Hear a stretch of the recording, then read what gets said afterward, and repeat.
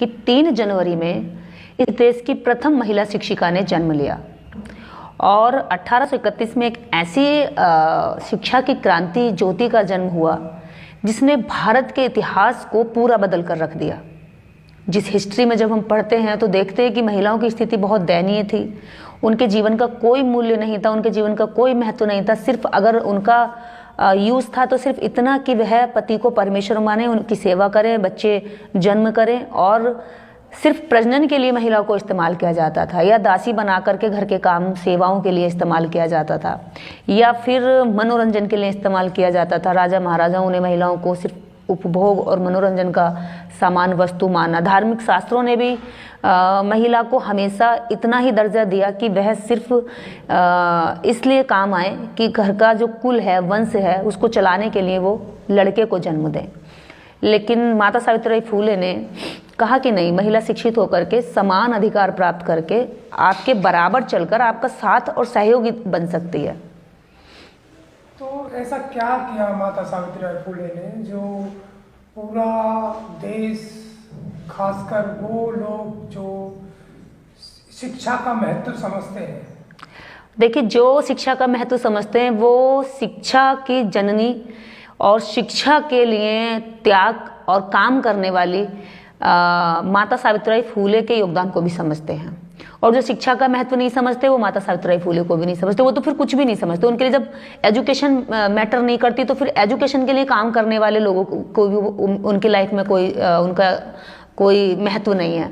तो हमें लगता है देश के अंदर जितने भी लोग शिक्षा को महत्व देते हैं वह शिक्षा की देवी माता सावित्रीबाई फूले को भी महत्व जरूर देते हैं।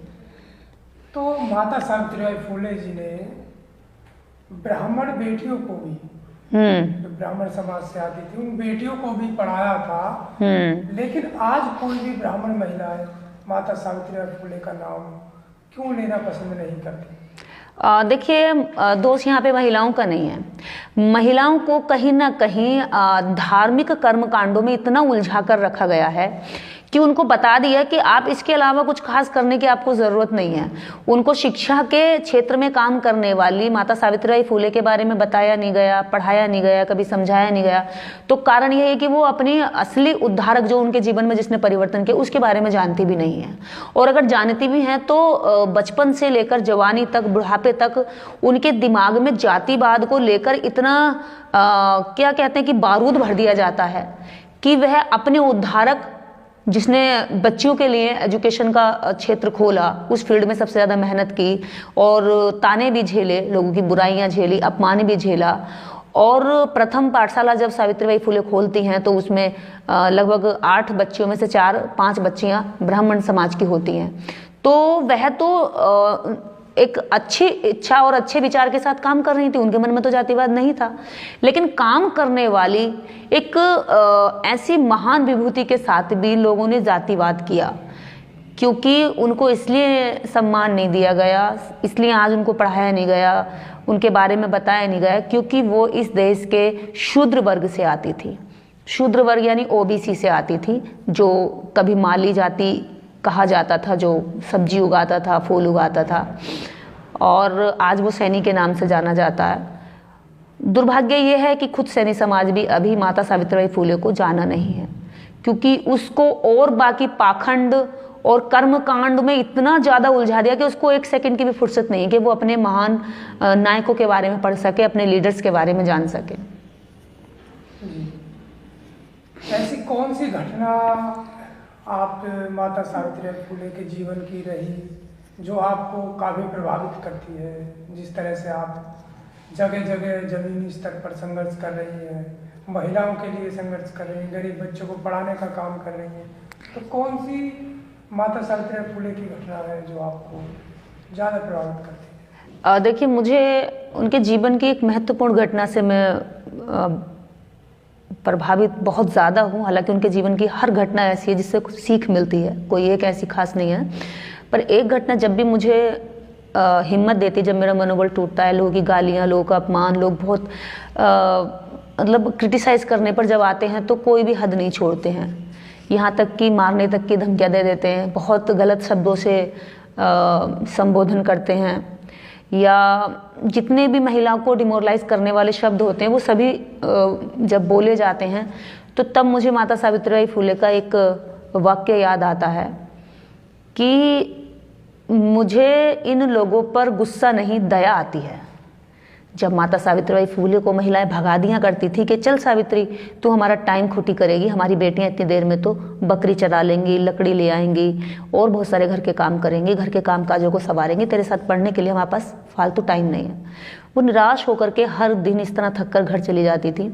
और जब ज्योतिबा फुले आते थे और रास्ते में भी वो गालियाँ सुनती, घर पहुँचती थी, तो ज्योतिबा फुले एक दिन बहुत उदास बैठी थी। ज्योतिबा फुले ने कहा कि सावित्री तुम क्यों निराश हो, क्यों उदास हो?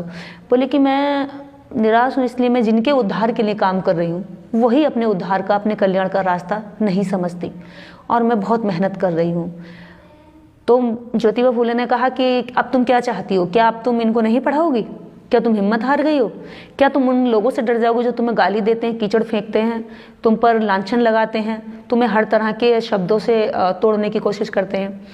तब माता सावित्रीबाई फुले कहती हैं कि मुझे गुस्सा नहीं आता, मुझे दया आती है उन लोगों पर भी जो अपने कल्याण का मार्ग नहीं समझ पा रहे हैं, इन बेटियों पर, इन महिलाओं पर भी कि नहीं समझ पा रही कि शिक्षा इनके जीवन के लिए कितनी महत्वपूर्ण है। और मुझे उन लोगों पर, उन पुरुषों पर भी दया आती है कि वो ये नहीं समझ पा रहे कि मैं इतने दिन से जब आज तक हिम्मत हारकर पीछे नहीं हटी तो क्या मैं आगे हट जाऊंगी? अपना श्रम, अपना समय और अपनी एनर्जी मेरे ऊपर लगाकर बर्बाद कर रहे हैं। मुझे इन पर गुस्सा तब आता या मेरा इनके साथ कंपटीशन तब होता जब ये मुझसे बेहतर कुछ कर रहे होते। जब ये बेहतर कुछ कर रहे होते तो तब मुझे गुस्सा आता कि मैं क्यों नहीं कर पा रही हूं। लेकिन मैं तो अपनी ओर से बेहतर करने की कोशिश कर रही हूं। ये दया के पात्र हैं कि कुछ करने के लायक नहीं है। ये मानसिक रूप से अपंग हैं, तो मानसिक रूप से विकलांग और अपंग लोगों पर दया की जाती है, गुस्सा नहीं किया जाता। तो तब मुझे बड़ा उनके वो विचार, वो शब्द मुझे ताकत देते हैं कि जब लोग गालियां देते हैं, हर कोशिश करते हैं, तब मुझे लगता है कि तुम मेरी दया के क्या कहते हैं पात्र हो, ना कि तुम मेरे गुस्से के। गुस्सा उस पर होना चाहिए जो हमारी ताकत को अपने काम से कमजोर कर रहा हो, अपनी शक्ति लगा रहा हो हमसे बेहतर करने के लिए। तब हमें गुस्सा आना चाहिए कि इसने मुझे चैलेंज किया, मैं और अच्छा करके दिखाऊंगी। लेकिन वो ऐसा कुछ कर ही नहीं रहे तो उन पर दया ही की जा सकती है, उन पर गुस्सा नहीं आना चाहिए। और ये विचार मुझे बहुत मोटिवेट करते हैं। हर बेटी को, हर आगे बढ़ती हुई महिला को मोटिवेट कर सकते हैं कि हमें ऐसे मानसिक रूप से कमज़ोर लोगों पर कभी गुस्सा करके अपना समय और अपना मस्तिष्क कभी खराब नहीं करना चाहिए। हमें उन पर दया करके छोड़ देना चाहिए। आज भी माता सावित्रीबाई फुले की वो पाठशाला खंडर बनी हुई है। तो आप देश की महिलाओं को, देश के लोगों को क्या संदेश देना चाहेंगे कि वो क्या सरकार पर ही डिपेंड रहेंगे या खुद भी कंट्रीब्यूशन करके उस पाठशाला को दोबारा खड़ा किया जा सकता है, या फिर सरकार से आप की क्या मांग है, आप क्या चाहते हैं? देखिए, माता सावित्रीबाई फुले ने जो पुणे में सबसे प्रथम स्कूल खोला था 1 जनवरी 1848 को, वो स्कूल इस देश के लिए कोई छोटी मामूली बात नहीं थी, बड़ी घटना थी स्त्रियों के लिए पहला स्कूल खोलना। और उस दौर में खोलना जब वैदिक धर्म, ब्राह्मण धर्म की बहुत प्रकोप फैला हुआ था लोगों में, मानसिक रूप से जातिवाद इतना था, औरतों को पैर की जूती रखना एक आम सोच थी। माँ से जन्म लेने वाला 10 साल 12 साल का बच्चा भी उसको दासी बोलता था, बुलाता था, इस तरह से अपमान करता था। उस वक्त उन्होंने बेटियों का हाथ पकड़कर स्कूल तक लेकर गई, जहाँ ये माहौल था कि बच्चियों का 12 साल 9 साल के बच्चों का हाथ पकड़कर देवदासी बनाने के लिए मंदिर छोड़ते थे माता पिता, उनके हाथों को उन्होंने वहां से छुड़वा करके स्कूल तक लेकर गई। जिन दीवारों को स्कूल की छूने भी अपराध था महिलाओं के लिए, बेटियों के लिए, कि स्कूल की दीवारें तक भी नहीं छू सकती थी, किताबें तक नहीं छू सकती थी, धर्म अपवित्र हो जाता। ऐसे माहौल में उन्होंने उनके लिए केवल स्कूल की दीवारें नहीं छुआई, स्कूल के अंदर जाने का रास्ता खोला, हाथों में किताबें दी।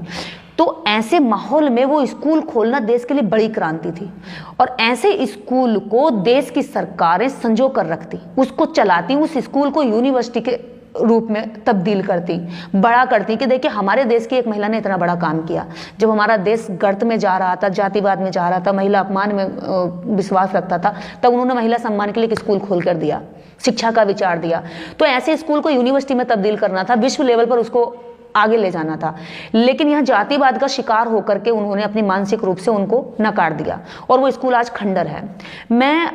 हम लोग मांग करते हैं कि महाराष्ट्र सरकार या केंद्र सरकार दोनों में से कोई भी पहल करे उस स्कूल को यूनिवर्सिटी में तब्दील करने की।